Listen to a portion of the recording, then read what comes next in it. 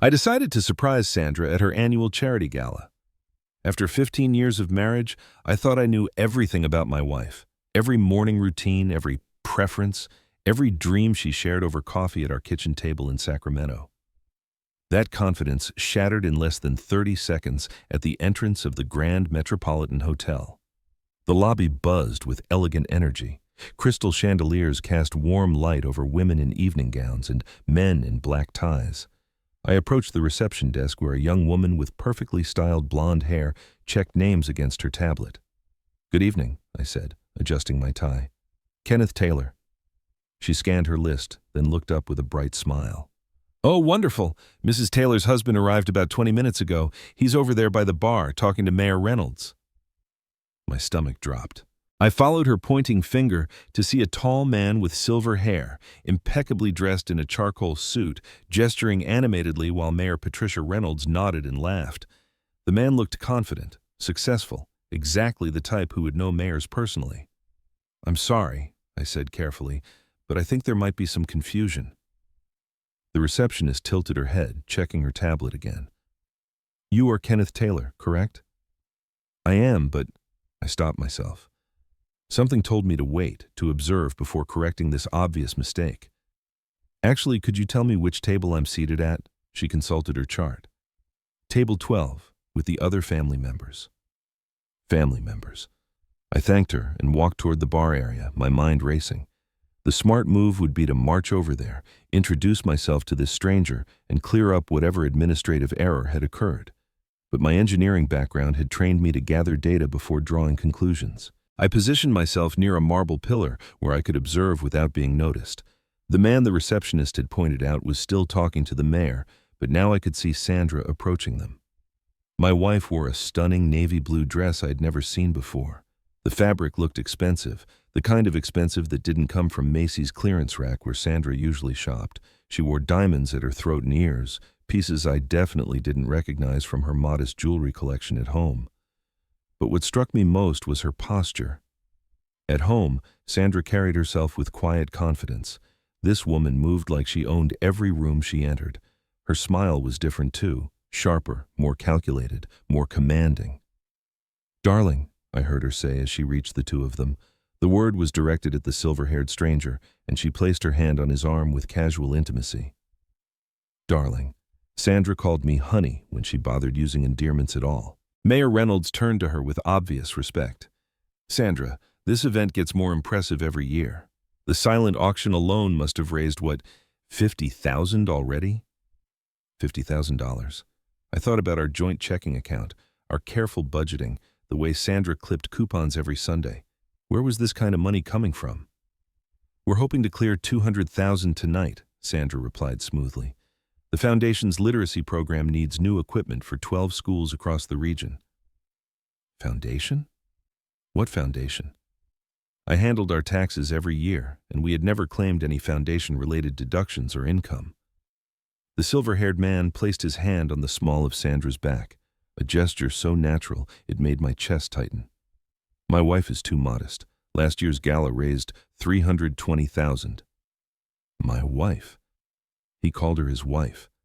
I gripped the marble pillar, feeling like the ground was shifting beneath my feet. This wasn't just an affair, some desperate escape from an unhappy marriage. This was something else entirely, something bigger. I watched Sandra laugh at something the mayor said, and for the first time in 15 years, I realized I was looking at a stranger. The laugh was different, more musical, more performative. Everything about her was different.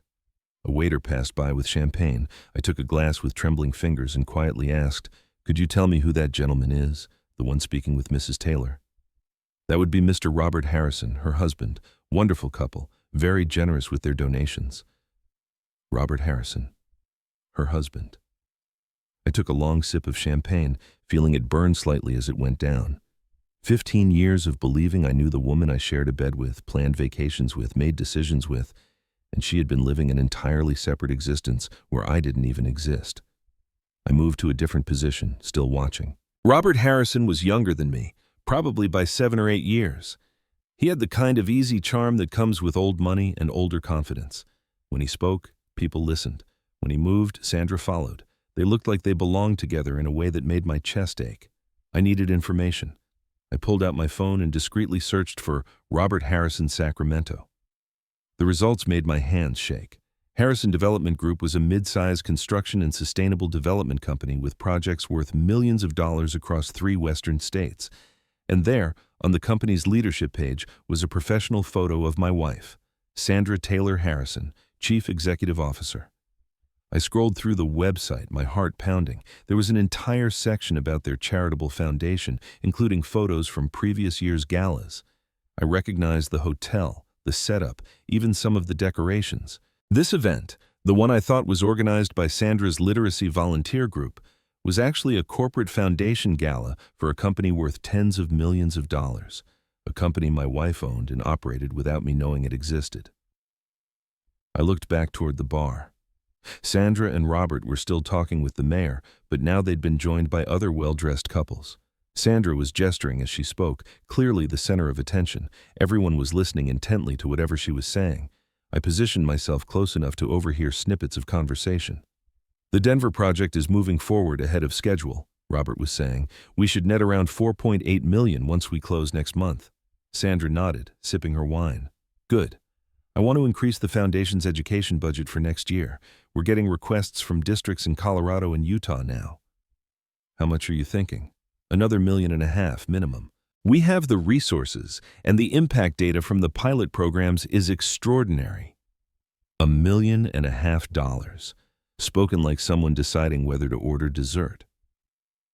I thought about how just last month, Sandra had questioned whether we could afford a new lawnmower. We'd debated spending $300 for 20 minutes. I spent the next hour moving through that gala like a ghost. Nobody knew who I was, which gave me perfect cover to observe. I watched Sandra navigate her secret world with practiced ease, and what I discovered made my 15-year marriage feel like complete fiction.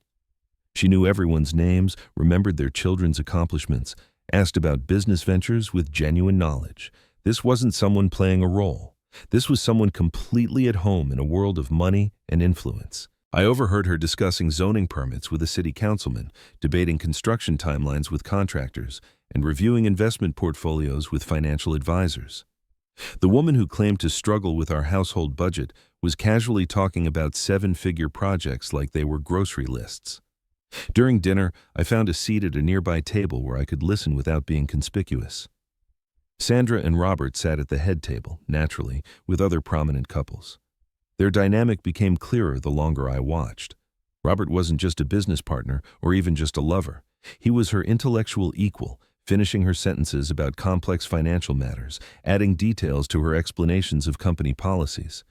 They had the rhythm of people who had been making decisions together for years. "The quarterly reports look excellent," Robert was saying as he cut into his salmon. "The Denver project alone will put us in a strong position going into next year." Sandra nodded. "I've been reviewing the expansion proposals. I think we should look seriously at the Utah market. The demand for sustainable mixed-use development there is growing." They discussed property acquisitions, staff promotions, and partnership opportunities with the same ease Sandra and I discussed what to have for dinner. Every detail revealed more about the scope of what she had hidden from me.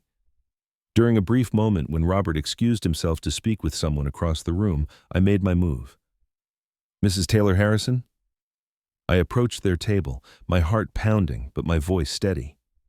Sandra looked up, and for just a split second, I saw something flicker across her face.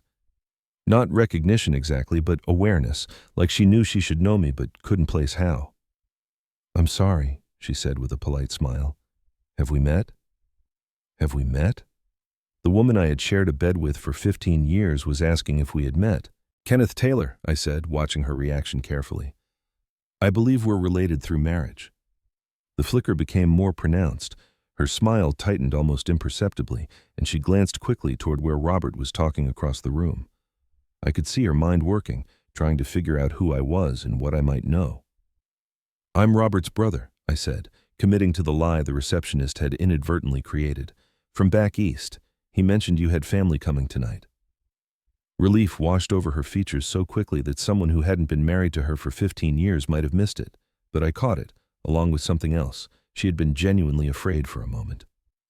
"Of course," she said, her smile becoming warmer and more natural. "He mentioned you might be able to make it. I'm so glad you could be here for the gala." The ease with which she lied was breathtaking. She had recovered from her momentary panic and was now playing the role of welcoming sister-in-law with Oscar-worthy skill. "It's quite an impressive event," I said. "Robert tells me you've grown the company significantly since taking over." "We've been fortunate," she replied modestly. "The construction industry has been good to us, and we've been able to expand our charitable giving substantially." Charitable giving? I almost laughed. She gave away millions to strangers while telling me we couldn't afford a weekend trip to visit my sister in Oregon. "How long have you two been married?" I asked, genuinely curious about the timeline. 8 wonderful years, she said without hesitation, though it feels like we've known each other forever. 8 years. Sandra and I had been married for 15, which meant she had married Robert Harrison 7 years into our marriage. She wasn't just living a double life, she was a bigamist. "That's beautiful," I managed. "Robert is lucky to have found someone who shares his passion for business." "We make a good team," she agreed, and for just a moment, something genuine crossed her face. "I think I'm the lucky one. He taught me everything I know about running a company." Robert returned to the table before I could respond. "Darling, this is your brother Kenneth from back east," Sandra said smoothly. Robert extended his hand with a confused smile. "My brother?" For a moment the facade cracked. Sandra's eyes went wide, and I could see her scrambling to figure out how to handle the situation. "I think there might be some confusion," Robert continued politely. "I don't have any brothers." The silence stretched for just a beat too long. Sandra was trapped between the lie she'd told me and the truth Robert was inadvertently revealing. "Oh my goodness," I said, jumping in to save her from the hole she'd dug herself into. "I think I misunderstood the seating arrangements. When I saw the name Taylor at the table—" "Ah," Robert said with relief. "That explains it. Common mistake. Are you with one of our partner companies?" "Something like that," I replied vaguely. "I should probably find my actual table. Thank you for the conversation, Mrs. Harrison. It was enlightening." As I walked away, I could feel Sandra's eyes following me. She knew something wasn't right, but she couldn't figure out exactly what. The fear I had seen earlier was back, and this time it stayed. I left the gala shortly after, but not before stopping at the reception desk one more time. "Excuse me," I said to the same young woman who had unknowingly revealed Sandra's secret world. "Could I get a copy of tonight's program? I'd like to keep it as a memento." "Of course," she said, handing me a glossy brochure. Inside were photos from previous year's events, a complete list of Harrison Development Group's charitable contributions, and detailed information about their foundation's work. It was a comprehensive guide to the empire my wife had built while I thought she was volunteering at the local library. But most importantly, it had contact information for Harrison Development Group, including their main office address. Tomorrow, I would start learning exactly how deep this deception went. I sat in my car in the hotel parking lot for a long time, unable to turn the key. The program lay open on my passenger seat, Sandra's smiling face staring up at me from a photo labeled CEO. Sandra Taylor Harrison breaks ground on new community center in Denver. Denver. Sandra had told me she'd never been to Denver. I picked up the program and studied her face in the photograph. She looked radiant, confident, purposeful, more alive than I'd seen her look in years. She was wearing a hard hat and holding a ceremonial shovel, beaming at the camera. The caption read, "Power couple continues their commitment to affordable housing." Power couple. My phone buzzed. A text from Sandra. "Just finished up here. Should be home around midnight. Don't wait up. Love you. Love you." I stared at those 2 words until they stopped making sense. She would come home tonight, slip into bed beside me and ask about my evening. She'd probably remove those diamonds I'd never seen before, hang up that expensive dress, and transform back into the modest volunteer wife I thought I knew. And I would lie there next to her, knowing the truth. For 15 years, I had been married to a performance. Tonight, I had finally seen the real show. The question now was what to do with that knowledge. I started the car and drove home through the quiet Sacramento streets. Our house, a modest 3-bedroom ranch in a middle-class neighborhood, looked smaller somehow. The furniture that had once seemed comfortable now felt cheap. The carefully managed budget that I'd thought was necessary now felt like an elaborate joke. I walked through our bedroom and really looked at Sandra's things for the first time in years. Her jewelry box contained pieces I didn't recognize. Her closet held designer clothes with tags from stores we supposedly couldn't afford. Her dresser drawer had business cards for financial advisors, real estate attorneys, and investment brokers. How had I missed all of this? The answer was humbling. I had missed it because I hadn't been paying attention. I'd been so focused on our quiet, predictable life that I hadn't noticed my wife was living an entirely different existence. I lay in bed that night, unable to sleep, staring at the ceiling and trying to process what I'd discovered. Around midnight, I heard Sandra's car in the driveway. She came into the bedroom quietly, probably thinking I was asleep. "How was your evening?" she whispered in the dark. "Fine," I mumbled, keeping my eyes closed. "Watched some television." Even that small exchange felt poisonous now. She was asking about my evening while returning from an event where she had played the role of a successful CEO married to another man. Sandra slipped into bed beside me, and I felt her settle into sleep within minutes. I lay there listening to her breathe, wondering how many lies lived in the space between us. By morning, I'd made a decision. I wasn't going to confront Sandra. Not yet. The woman lying next to me had demonstrated an ability to lie with breathtaking skill.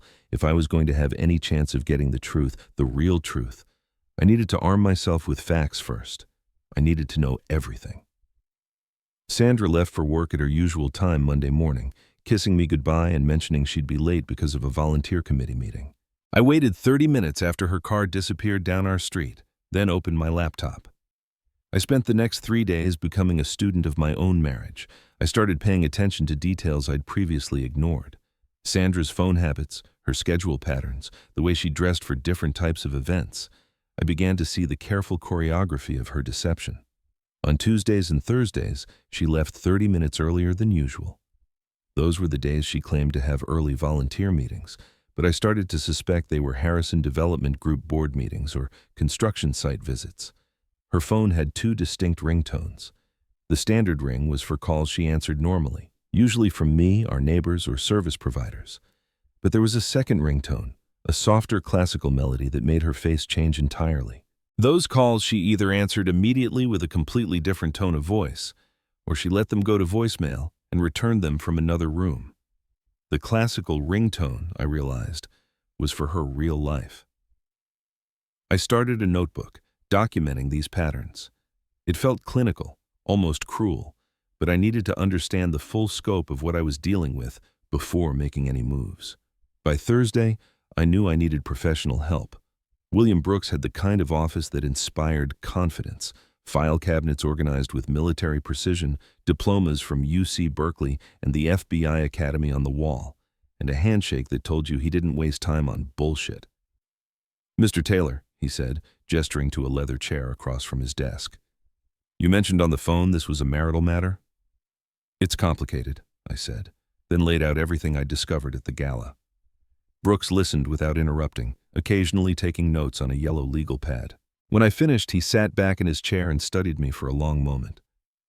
"This kind of operation," he said finally, "requires years of planning. Your wife is not an amateur, Mr. Taylor. What you're describing is sophisticated compartmentalization, separate identities, separate financial systems, separate social circles.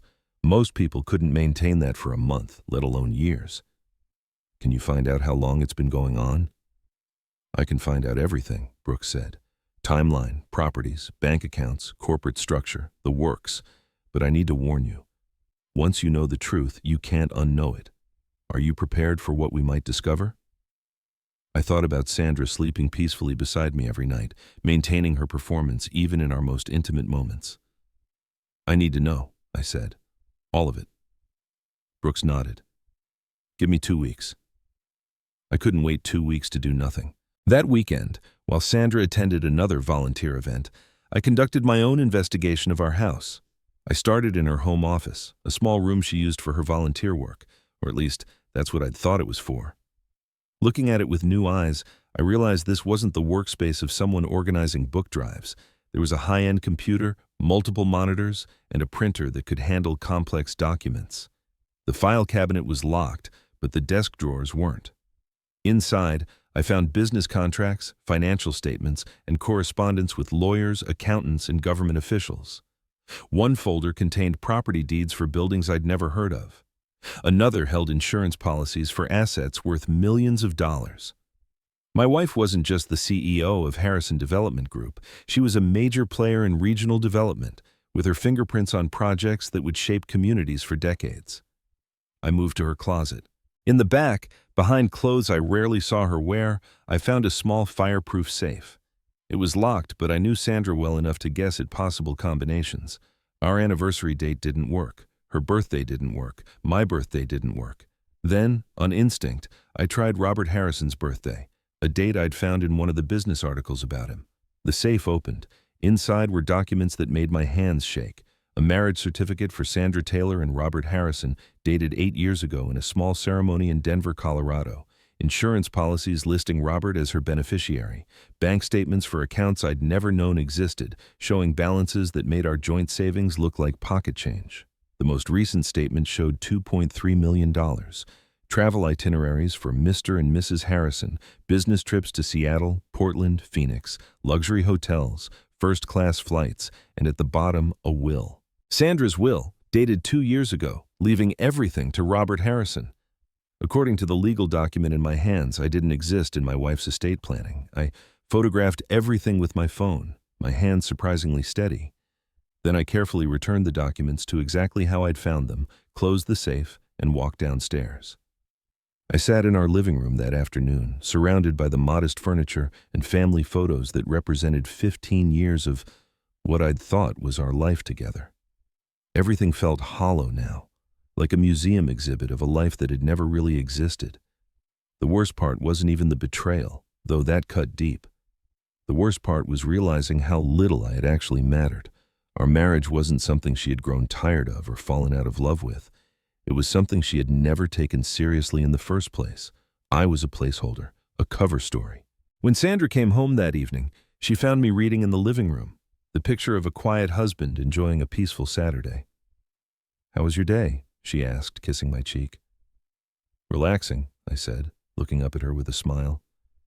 "How was the literacy workshop?" "Productive. We learned about new teaching methods for struggling readers." Another lie, delivered with the same warmth and sincerity she'd shown me for years. But this time, I had evidence. The following Tuesday, I took a personal day from work. Sandra left the house at 7:30, dressed in a charcoal gray suit I'd never seen before. She carried a leather briefcase that looked expensive and wore jewelry that definitely hadn't come from our joint checking account. I followed her car from a safe distance. She didn't head toward the community center where she claimed to volunteer. Instead, she drove straight downtown to a gleaming high-rise. She disappeared into an underground parking garage. I parked across the street and waited. 15 minutes later, I saw her emerge from a lobby entrance, coffee in hand, talking on her phone. Even from a distance, her body language was different. She moved with authority, acknowledging the doorman with a nod that spoke of familiarity and status. I spent the entire day watching that building. Construction crews came and went. Men in expensive suits arrived for meetings. A catering truck delivered what looked like lunch for a large group. At 4:30, Robert Harrison arrived in a silver BMW. He parked in the underground garage and emerged a few minutes later, walking into the building like he owned it, which I supposed he partially did. At 6:15, they emerged together. Robert had his hand on the small of Sandra's back as they walked to their cars, the same casual gesture of ownership I'd seen at the gala. They spoke briefly, Robert gesturing towards some papers he was holding, Sandra nodding and pointing to something on the documents. Then they kissed goodbye.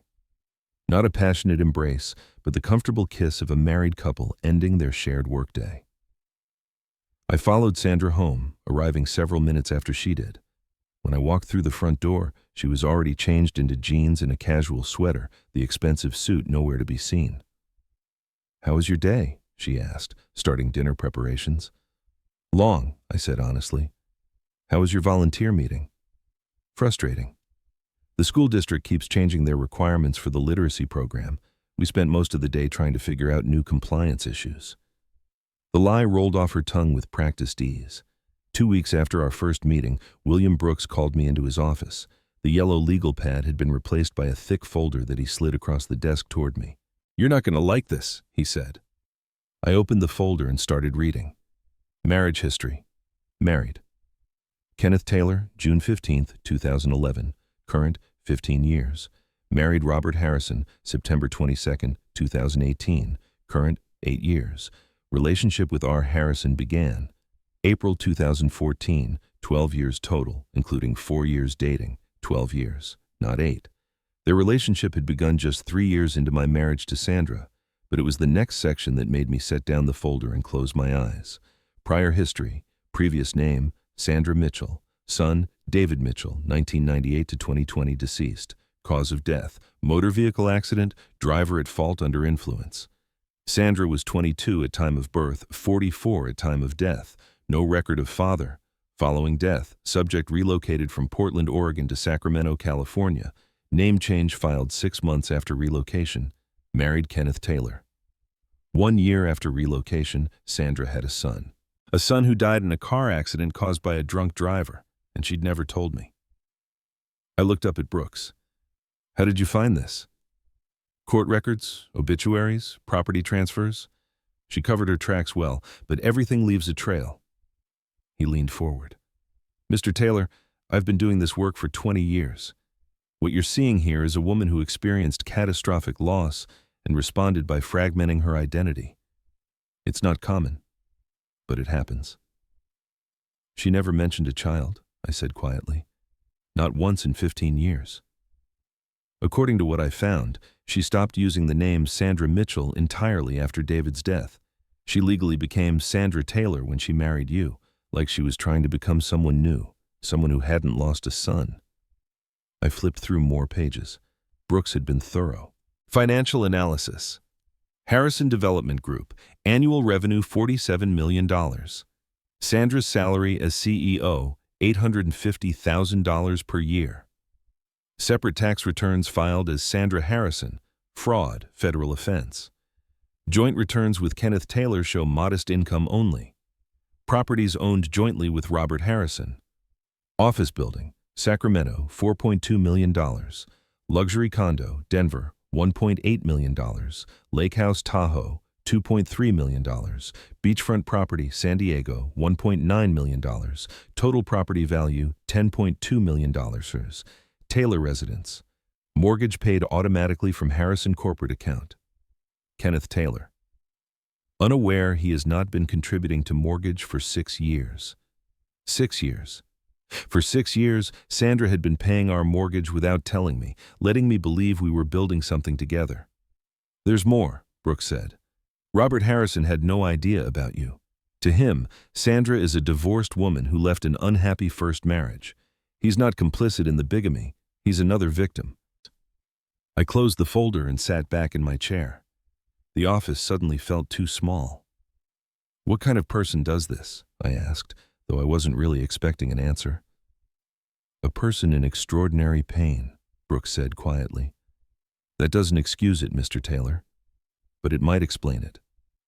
I spent that night alone in Sandra's home office, reading through Brooks's report again and again, trying to understand. Sandra had lost her son at 22. She'd been a single mother, presumably struggling, and then David was killed by someone's reckless decision to drive drunk. The grief must have been unbearable. So she'd run. Changed her name. Started over with me in Sacramento, a safe, quiet life where she could pretend to be someone who hadn't experienced that kind of loss.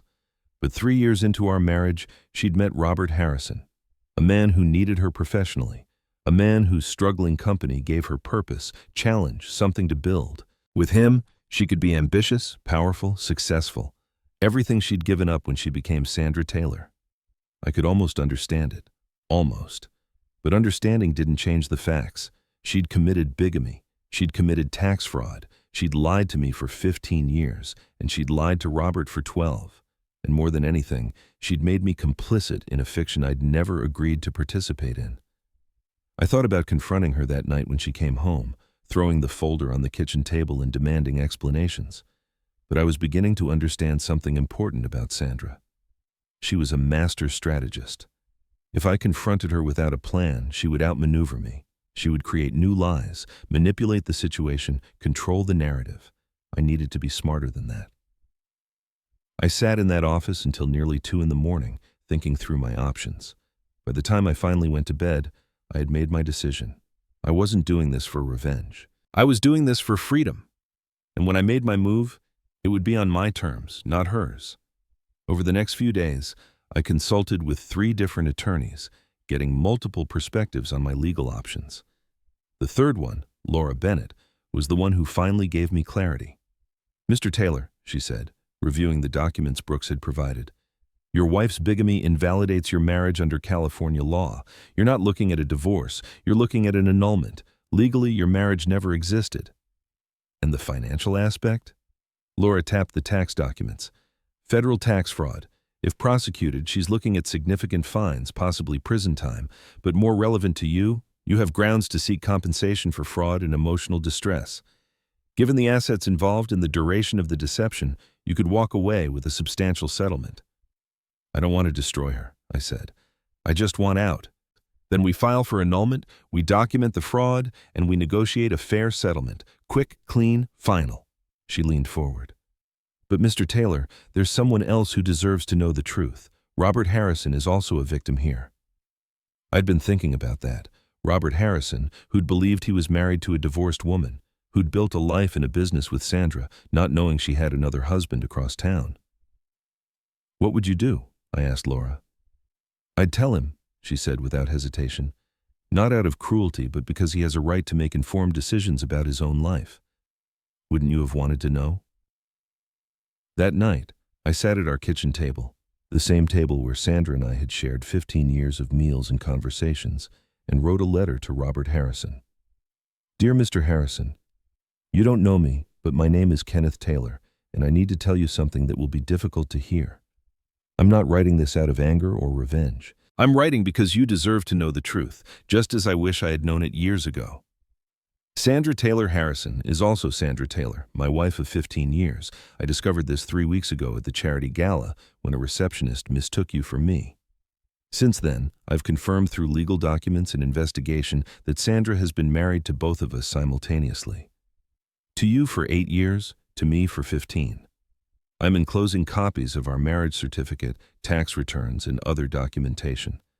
I'm also enclosing the investigator's report that shows the timeline of her relationship with you began approximately 3 years into her marriage to me. You should know that I don't consider you complicit in this. According to my investigation, you believed Sandra was divorced when you met her.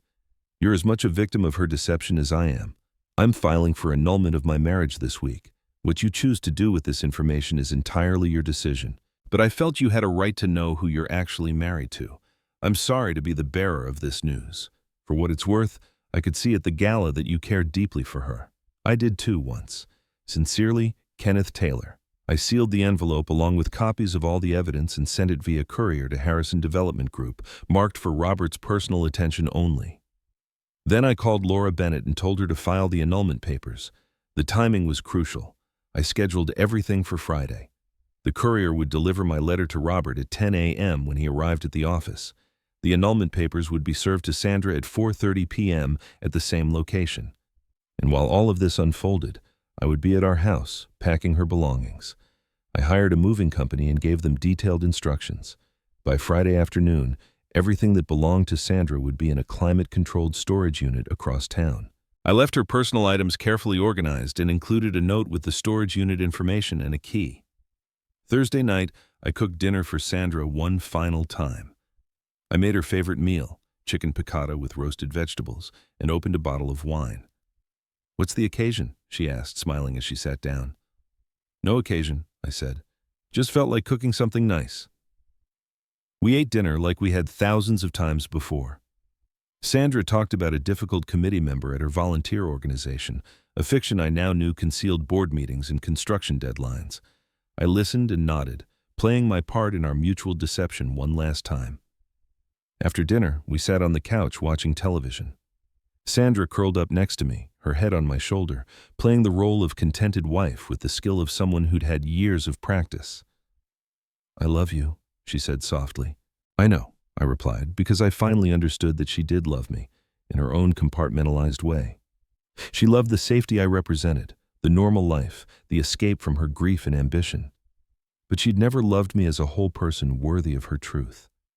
That night, I lay in bed next to her for the last time, listening to her breathe and wondering if she ever felt guilty about the elaborate lie our entire relationship had been built on.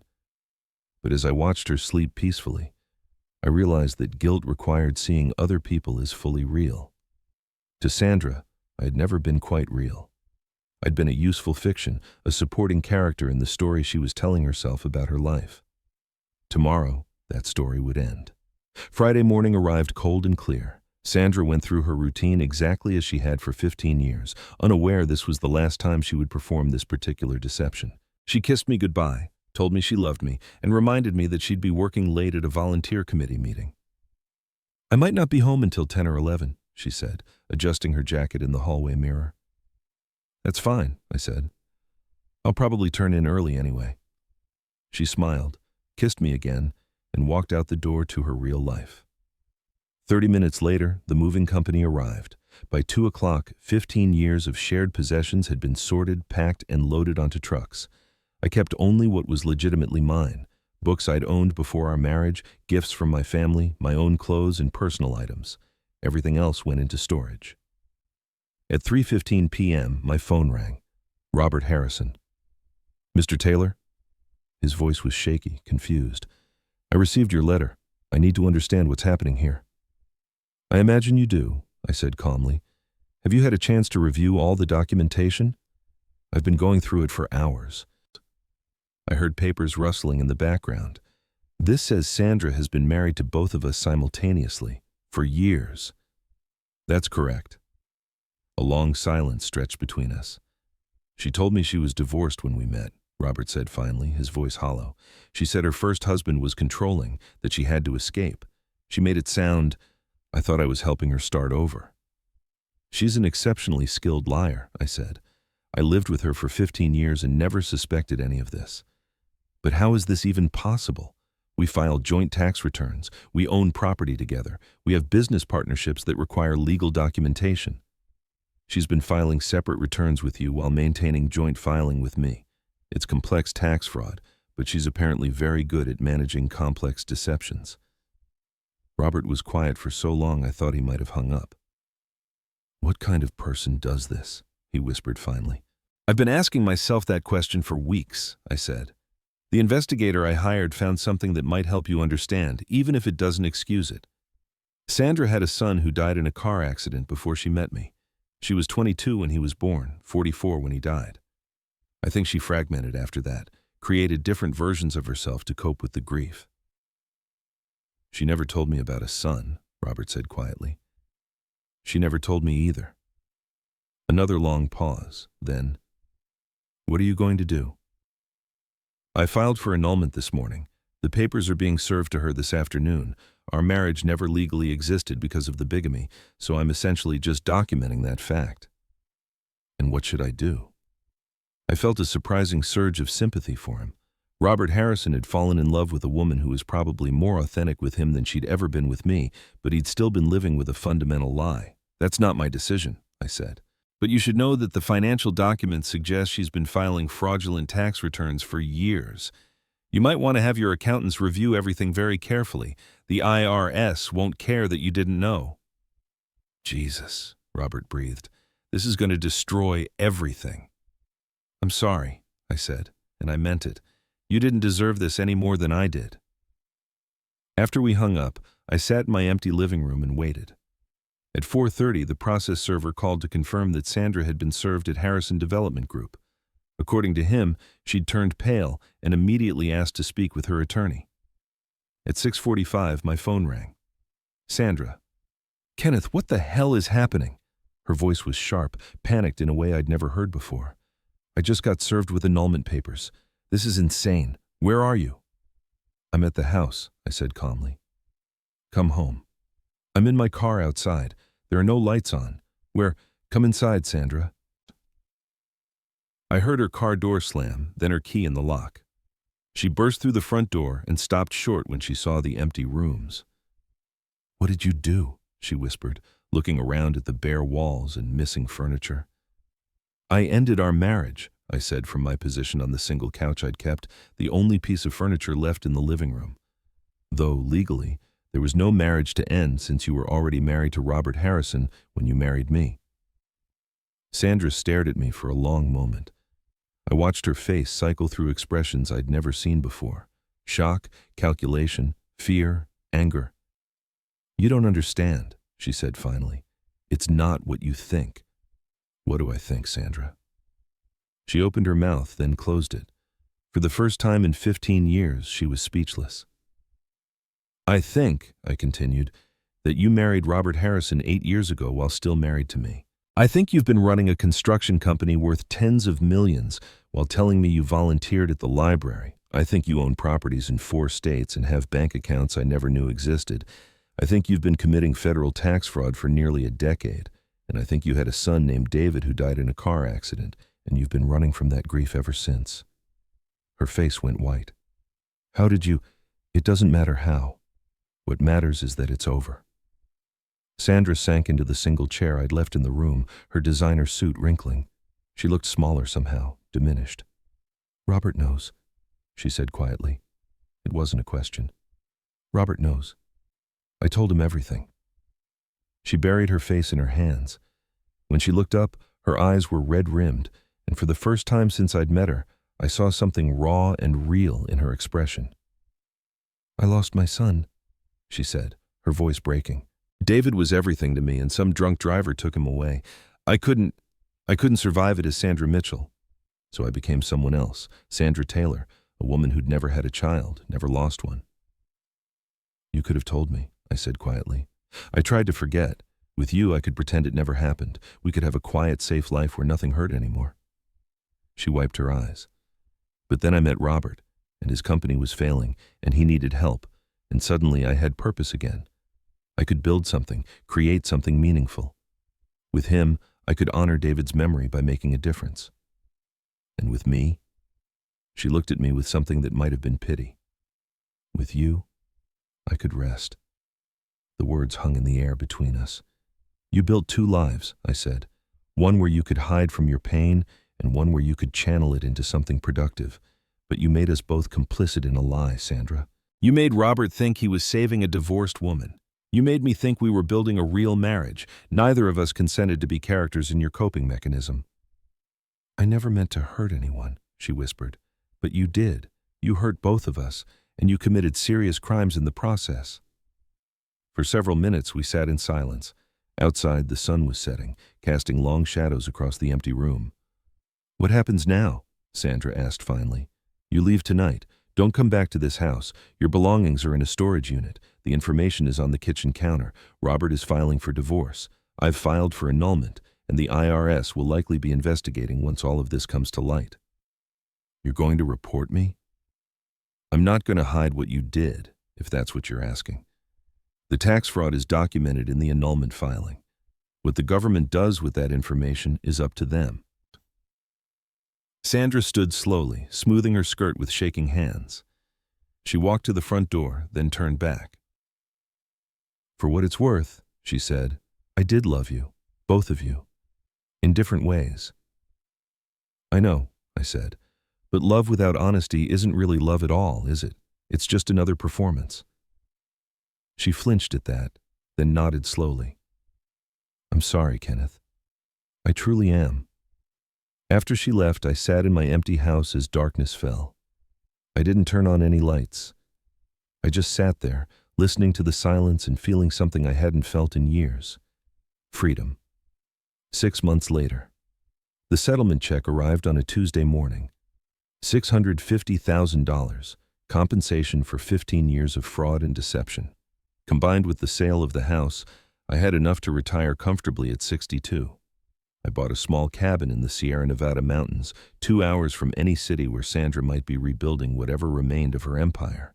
The cabin had a workshop where I'd taken up woodworking, creating furniture with my hands, something real and honest. I spent my days reading, hiking the mountain trails, and volunteering at the local animal shelter. I'd adopted a senior dog named Cooper, who'd been abandoned by his previous owners. We understood each other. Last week, I saw a brief article in the Sacramento Business Journal. Harrison Development Group had survived the scandal, restructured under Robert Harrison's sole ownership. The article mentioned that former CEO Sandra Harrison had pleaded guilty to tax fraud and received 2 years of probation and a $400,000 fine. A separate item mentioned that Robert Harrison had finalized his divorce but had quietly continued to pay Sandra's legal fees. No comment, he'd told reporters when asked why. I understood. Robert had loved the real Sandra, or at least the version of her that was real with him. That kind of love doesn't just disappear because someone betrays you. Sometimes it lingers, complicated and painful and stubbornly persistent. I didn't feel that way anymore. What I'd loved was an idea, a performance, a carefully constructed fiction. The real Sandra was someone I'd never truly known. This morning, I sat on my porch watching the sunrise over the mountains, Cooper's head resting on my feet. The air was crisp and clean, and I could see for miles. I thought about the man I'd been 15 years ago, eager to build a life with Sandra. Young enough to believe that love was enough, that trust was simple, that people were who they appeared to be. I'm 62 years old now, and I know better. People are complicated. Love is messy, truth is often painful. But I also know this.